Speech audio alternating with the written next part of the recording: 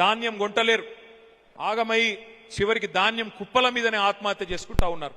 అలా రైతులకు ధాన్యం సంచులు మాత్రం లేవు, ధాన్యం కొనుగోలు చేయడానికి సంచులు లేవు, ప్రభుత్వానికి చేతులు రావడం లేదు, సంచులన్నీ ఢిల్లీకి పోతున్నాయి.